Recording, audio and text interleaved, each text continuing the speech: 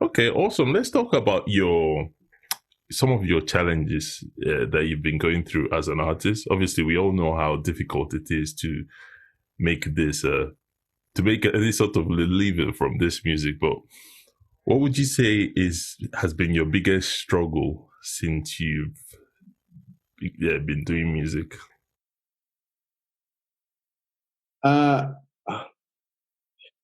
actually, now that I reflect here, it wasn't just about because I always thought that it was like finding, getting people to listen to, uh, sort of getting listeners. I always thought that was the biggest, just because I just kept making stuff, but I didn't know how to how to get across to people. I would make stuff and maybe just put it on my SoundCloud and stuff. But you have to push your stuff, for people to listen to it. So I always thought the biggest challenge was getting people to listen to your stuff.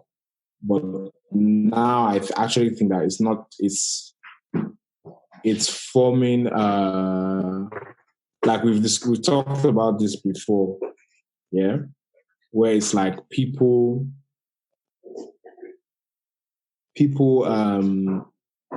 might as well, like, for example, if like I'm a modern version of like Nas, yeah.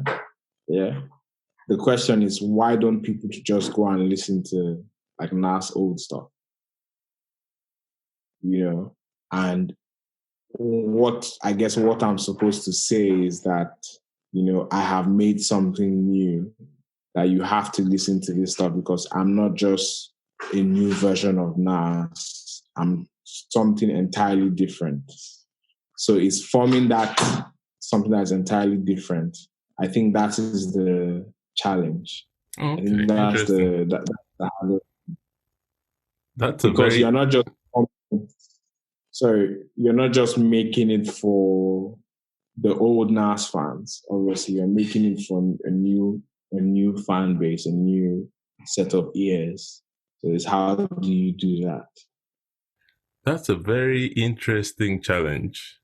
I have never thought about it that way, but you're spot on. It's like, how do you say you were making Nas kind of music? How do you differentiate yourself from a Nas?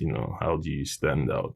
Very very. How are you doing that though? What kind of things are you doing to stand out besides Is creating your own genre? I mean that's a good that's one of the, I guess that's why I came to that point of coining it Afropunk, because um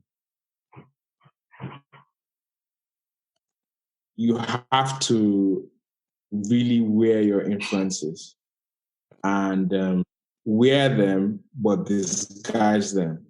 It's like I wear, it's like if I'm wearing like a Nike hoodie or something, it's like I'll take off, just remove the badge so you don't know that it's Nike, you know. But then I can then take some other like black, maybe I'll take off the hood part, take off this part, put this part here, just flip it just so it sounds different. And what I am doing is really dragging from all people that have influenced me. And I'm sort of just trying to give you something new.